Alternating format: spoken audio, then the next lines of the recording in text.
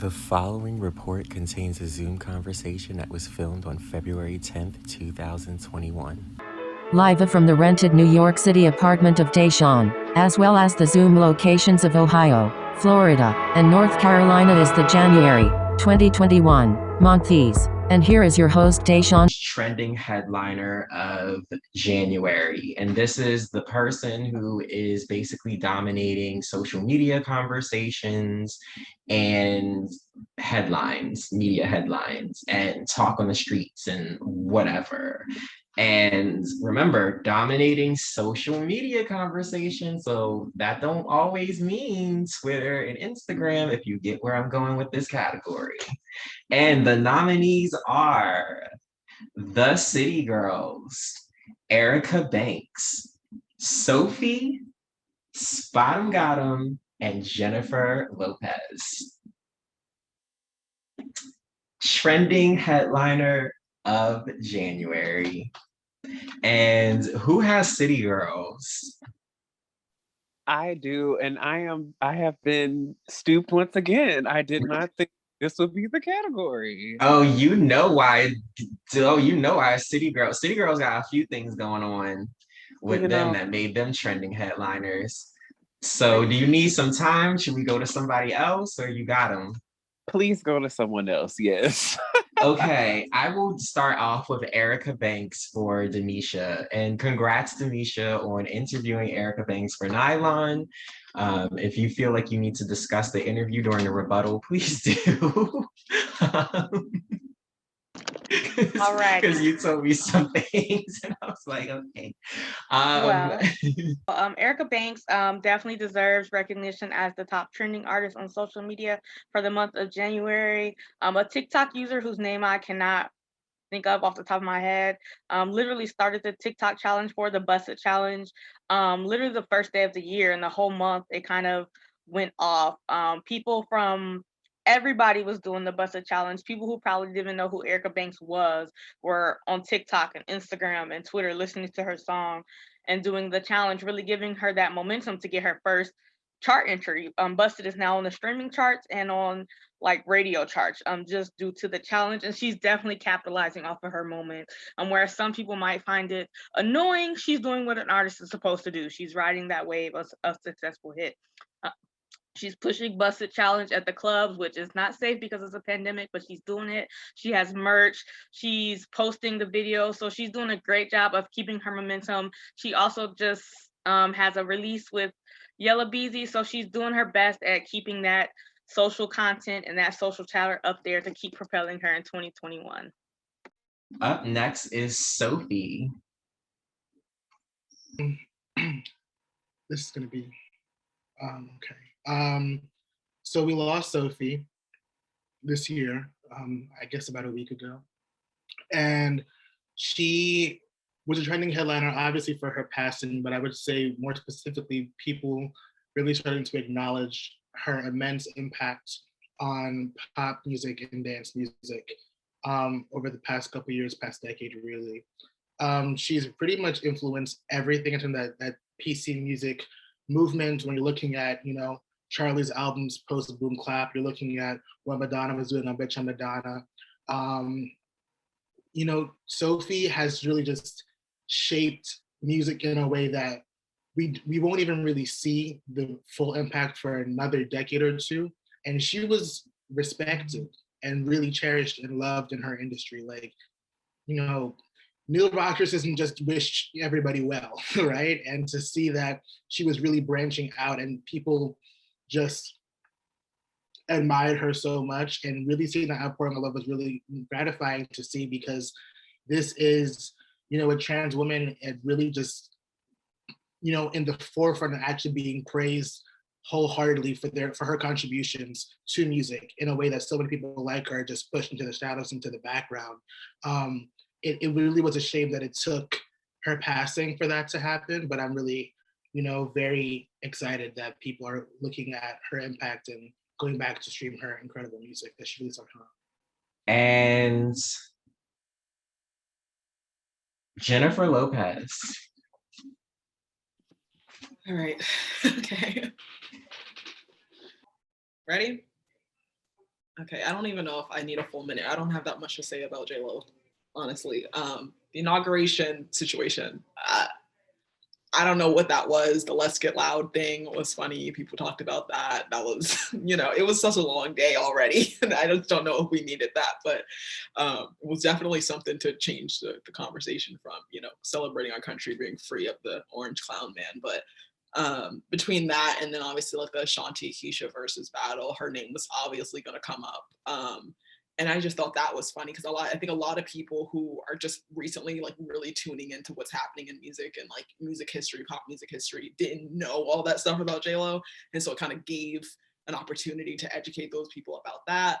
And I think those are really the only two reasons that I would know that, that she was being talked about. So, I mean, yeah, I mean, that's really all I have on her. And City Girls, Nate, are you ready? I am. I had to refresh my memory, but we're here. We're here. So the City Girls are all over the map in the last 6 weeks. They went viral for having a packed pandemic concert right here where I reside, Tallahassee, Florida, not too far from where I live. Of course, anytime little Uzi comes up, JT is gonna come up. There's always the subtweets between the two of them.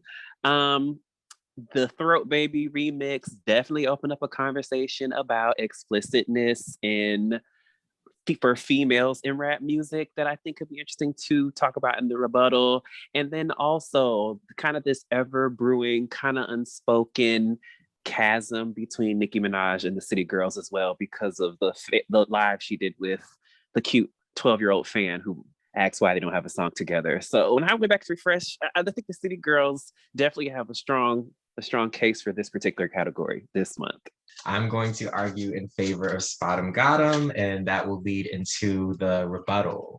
So, of course, beatbox is becoming one of the hottest TikTok trends that's happening. I just want to bring up with SpotEmGottEm. Trey Alston has a new column out for viral songs that are going viral and then crossing over into the charts, which I think is super cool. And his first is SpotEmGottEm. And he brought up something that I think is very on point, which is SpotEmGottEm is like right place at right time. This song dropped in April 2020 when Kodak Black was locked up.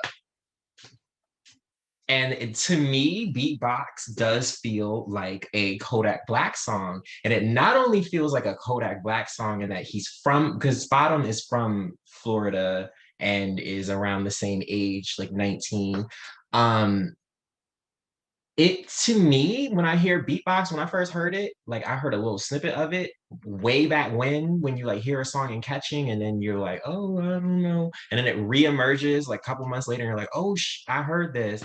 It kind of sounds like Playboy Cardi a little bit. Parts of like the way he's delivering his lines, that sounds like Playboy Cardi. And I think it's interesting that we have like SpotEm being his own self. He got Pooh Shiesty's on the remix now, and Pooh Shiesty's blowing up. He's kind of coming in when there's a void. Like Kodak is off his game because he was just locked up. And Playboy Cardi got trashed for a whole lot of red. And like, it's interesting again how people come up when there are voids in the industry. And that's what I have to say about SpotEmGottEm, besides beatbox is hot and I want to learn to dance. But I'm going to open it up for rebuttals.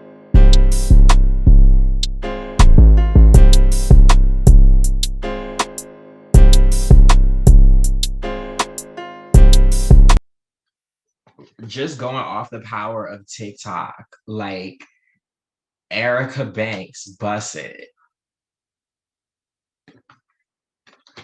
Very surprising when that song blew up for me because she was just getting trashed for being Meg's son or alleged son. Oh, sorry. Yeah, no, please. I was going to say I was only surprised that song blew up because as someone who listens to music by multiple female rappers just to listen, that's not. I liked a few songs off of that mixtape or whatever she wants to call it that was on there, and that wasn't one of them. She had like two other songs on there that I felt like had the potential to really be breakout moments for her. So I was shocked that this was, or that this is the one that's kind of making her relevant in mainstream conversations. Because I didn't like, when I first heard the song, I didn't like it. I still don't necessarily like the song. Now that it has the challenge, it does make the song, it gives it that fun element. You have something to do when it comes on. But other than that, there are like two other Erica Banks songs that I would have chosen if I could have picked the song for my challenge to make me a trending pop star. There are other songs of hers that I would have selected, especially because the song kind of rides heavily on the sample. The Nelly sample is kind of what drives the hit home. And I won't say I'm over sampling in hip hop because it's one of the like groundworks of hip hop. The cycle just continues. But I'm over artists in hip hop relying on nostalgic factors to sell records. So I kind of don't like that aspect of the song. But other than that, I think it's good for her. I think that the girls need a little competition. I think what she has done with this Busted Challenge is prove not only TikTok's power to make a new hip hop star, but proven that that that's what the people should be doing anyway. She's really risen in a way that nobody really expected, and proven to be a force that can compete with the likes of Megan Thee Stallion or even Cardi B, who will probably have a TikTok challenge for her latest song. So I think in a way she kind of pointed out how TikTok and other social media is narrowing the playing field and will eventually force her peers to put in that work and step up their game to be beyond more than a TikTok challenge, because right now that is all Erica has for them, and she's still competing with them with just the TikTok challenge. So everybody else is going to have to prove that they have more and not just, give us cute verses and songs. I think she definitely woke up the industry in a way where they weren't prepared. For Erica, even just for TikTok in general, I think it's really interesting seeing like the different kinds of TikTok songs that we get. So you have one like Busted that was like, just a natural challenge. Like someone put the song viral, the challenge went viral, and it went from there. Then you have, a song like Tootsie Slide that was like made with TikTok in mind, like collaborated with actual TikTokers to make this song what it is. Then you have a song like Savage Love that took a beat that went viral on TikTok first, put it on a Jason Derulo track, and then you have that song go #1. So I think it's really interesting how like artists are just sort of just choosing different lanes to go through with TikTok. I know that was a big conversation on the timeline a couple of days ago about people making TikTok songs or songs for TikTok. And it's like, some songs are just catchy, right? And some songs you just want to just do stuff to. And then there are some songs that like, you pop out with a challenge like, 4 hours after the song drops, it just feels a little bit forced. And that didn't feel that way for Busted, right? But I think for me, it felt that way a little bit with the Crybaby challenge earlier on. But I'm excited to see where Erica goes from here, honestly. I think, is she our first like female rapper to blow up through a TikTok? Low key, I think she is. Cash Doll could have had one. I think her team dropped the ball there. I heard them was looking for me, here I go. That started to be a challenge. It kind of never picked up steam though. Like everyone else, I think sort of was making waves. Yeah, and everybody else was kind of way before TikTok took their song. So that's cool. But like in the era of like that's the first, I think, is really cool for Erica to have. I was definitely anti her at first because she did feel like a nice little political 1501 kind of game to kind of antagonize Megan Thee Stallion. And it was like less against her and just more about like, guess what she represented. I'm not as anti these days. But I still don't really see longevity for her per se either. Um, it's funny that you didn't like the sample. I actually love the Nelly sample. I'm okay with very obvious sampling if the song is cute. I have always thought that Busted was a cute song. Um, and I would say that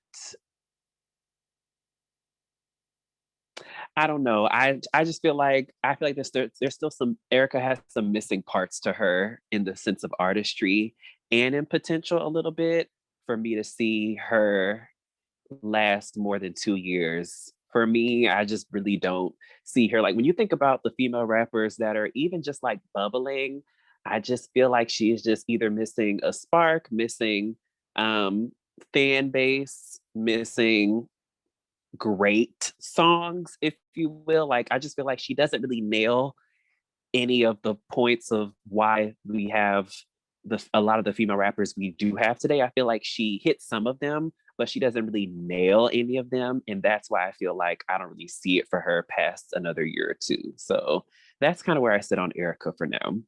Like Erica Banks is interesting. I think I don't know what their plan, excuse me, what their plan is for Erica Banks. I think they're trying to make her appeal to the streets first. Like they're really trying to garner the streets. Like when I look at the Busset video, like I look like I'll hear the things that media people are saying about like her kind of not giving everything. Like, I wonder if this is going to be like one of those like Swan Cinderella kind of stories. Like, they're prepping her for that. Because I think Erica has a little something that's different in terms of like personality. Like, I see the way she interacts on social media. Like, she's got it. Like, and I think what makes Bust It Hot is okay, anyone could have had that sample, but like, the point is you drop it low to bust it. Like she carried that to me. I think it's cute. Like she carries it. So she shows that she has the potential. It's going to be who is going to foster that, or is it going to be 50 Cent that steals it from Jay Prince and Carl? And then like she really becomes the pop star. And I was going to say that it's interesting because for a while, it did seem like Meg and her are avoiding a feud with each other until people got outraged by Tory Lanez having the Busset Challenge on his quarantine radio. Is quarantine radio still existing? Or he just doing lives now and it's just oh Tori on live, let's tune in. Like I feel like quarantine radio has died down after everything, but it's kind of interesting. I thought they was going to be going at it immediately, but Meg is using the strategy of I don't think the girl exists, I don't know her, literally, and Erica kind of isn't acknowledging Meg either because she knows what hand that's going to give her. So it's kind of refreshing to see her develop her lane, not having to depend too much on the Meg comparisons. Because usually that's how a lot of the ladies start out. I mean, the queen of hip hop for 10 years started out that way. And then the new queen, she got it too. And it's just interesting. So I don't know. And I want to piggyback for the city girls, you know, Throat Baby was a surprising viral trend. And that's why I wanted to include the city girls. Like at the Chart Tangent Report, it is not all negative reporting. We try to be very balanced. And, you know, the JT and Uzi stuff is going on. And, you know, the pandemic concerts is going on. And it's looking crazy. But it's looking crazy. Um, but yeah, Throw Baby is blowing.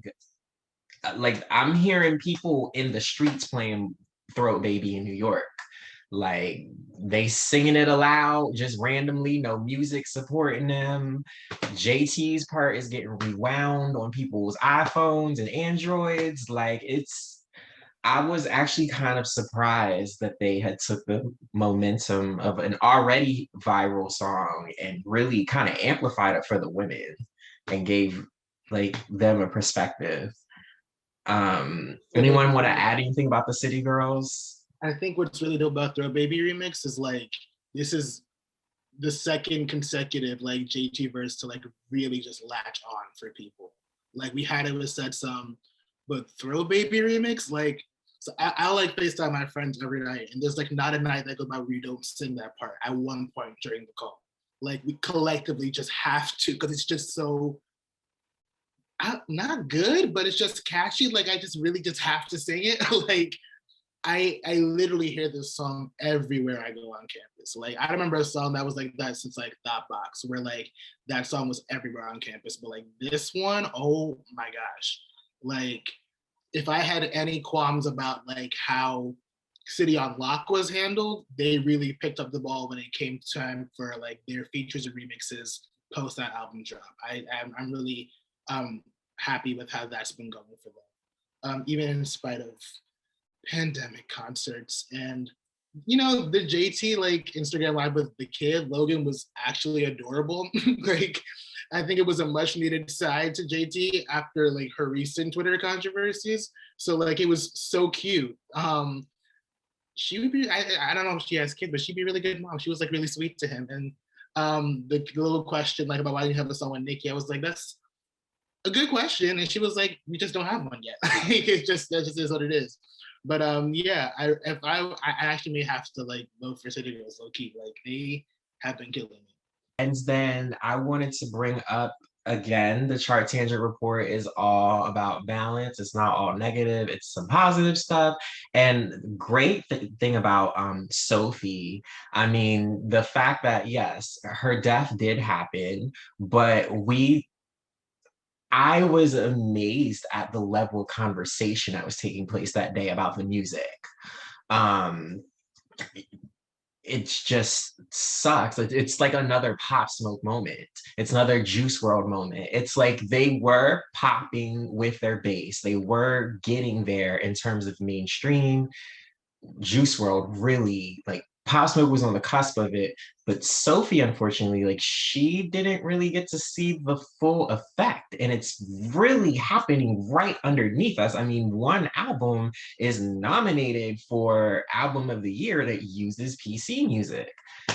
Jacob Collier, who wrote Scissors Good Days, and it's like all just weirdly tying in together. And I think what's also important about Sophie is the fact that she is a part of a movement and was very public about being trans. And it was great seeing that, you know, queer influence shapes the industry still. Like it's still very prevalent and that affects a whole fan base.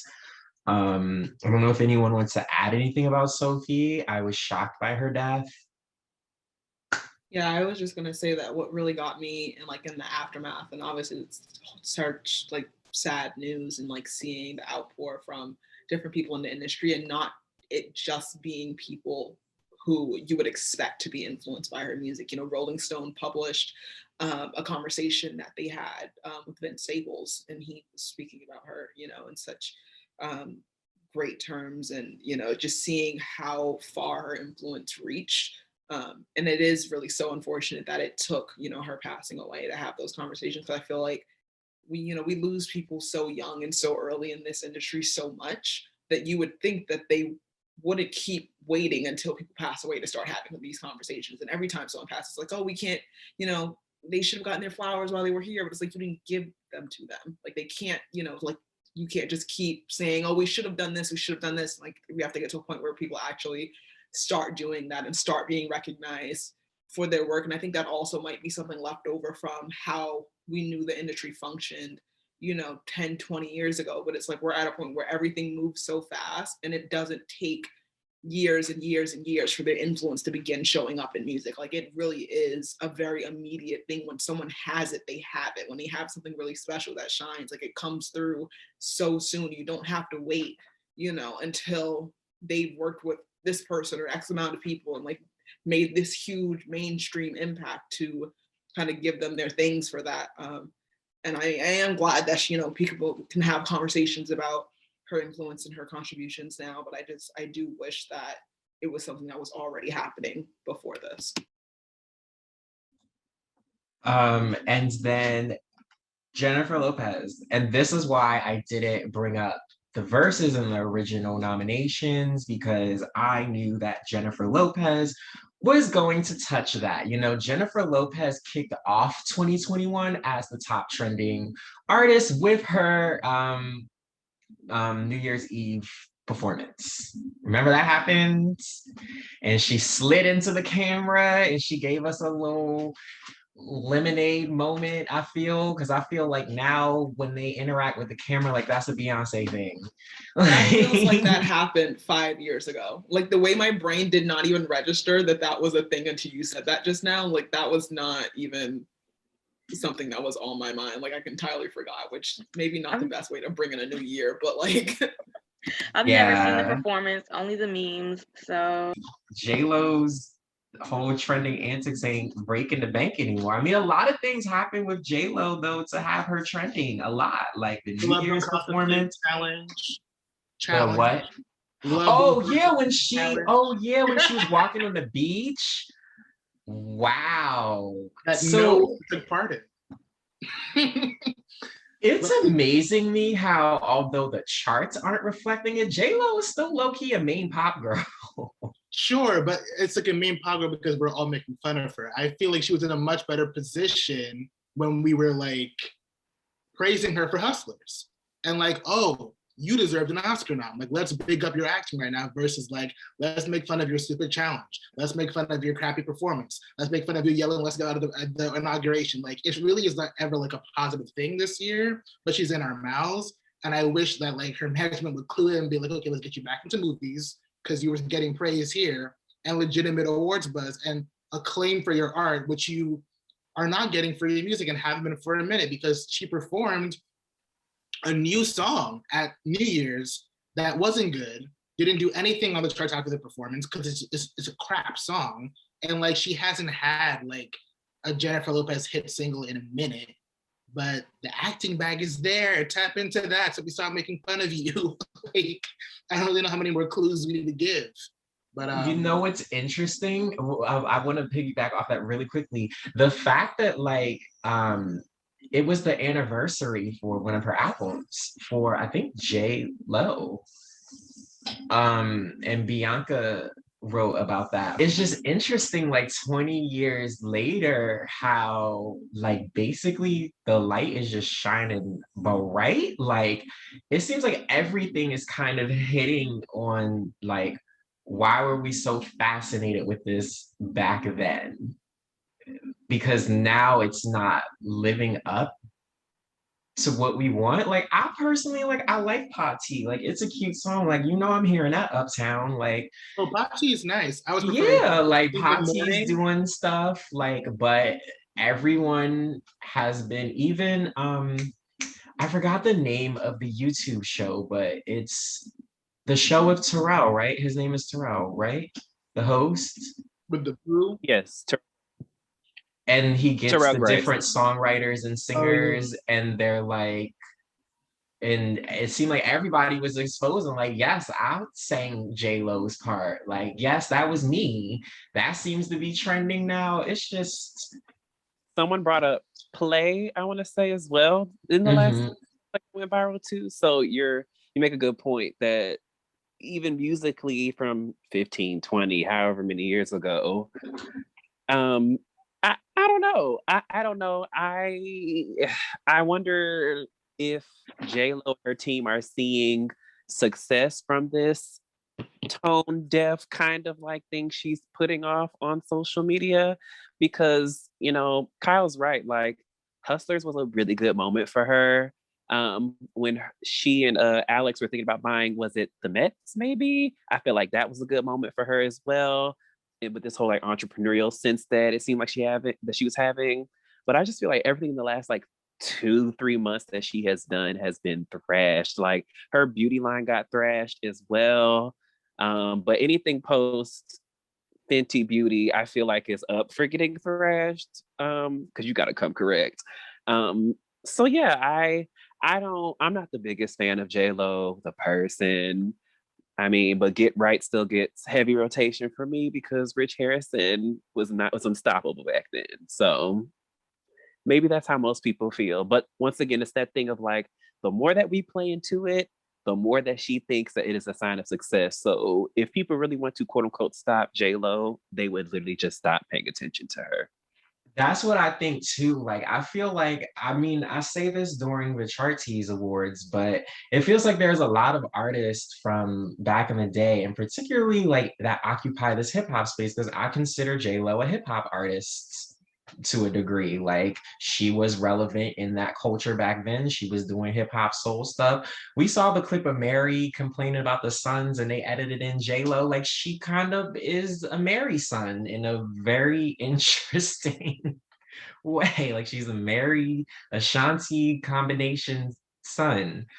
Um, but like you said, like I just feel like all those artists are like trolling, like just trolling to be relevant instead of really focusing on the music. And there's different powers at hand that are playing into it and just like, yeah, I'm gonna have J Lo. Like, where do they come up with having J Lo sing for the inauguration? Like, I'm Oh, that was a clued-in choice because that's like a Dem thing, like to have like a Gaga and a J Lo, like conservative enough that most people will tune in, but like not like someone who's going to like turn away views. But I'm with you on the trolling thing. I just wonder like what the end game is, because at least Nicki and 6ix9ine got a #1 single out of it. What musically, commercially wise, like what is Jennifer Lopez getting out of this? Like, Yeah, I agree. Like, I don't know where the trolling is really taking her, but like that's a part of J-Lo's celebrity. Like, she likes attention. She's told us this multiple times.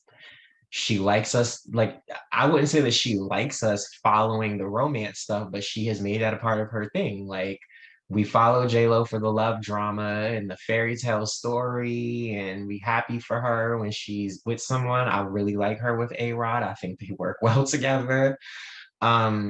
But yeah, it's like this has always been J-Lo's thing though. I feel like this is always where her career was based in, just shrouded in controversy and tone deafness. If that's even a thing, like, even again, like the N-word controversy, how that gets brought up. Like when she did that on the song, I think it was I'm Real, right? Was it I'm Real? And like it's like, oh well, I got the N-word pass basically. Like that was her excuse basically. Like, I'm sorry for doing it, but I got the N-word pass. Like, it's just, I don't know. Yeah. J-Lo's interesting case, but she mission accomplished. We talking about her on the Chart Changer report in January 2021, and she could potentially win this category as we need the final votes. So cheers to Jennifer Lopez. And you guys can send in the votes right now through a DM.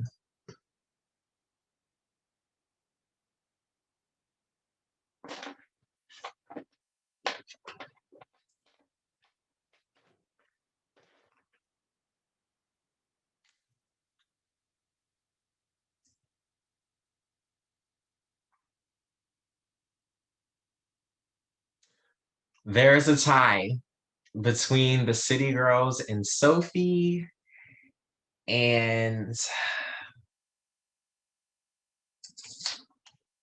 I want to bring Sophie to the final countdown, but I think City Girls wins trending headliner of January.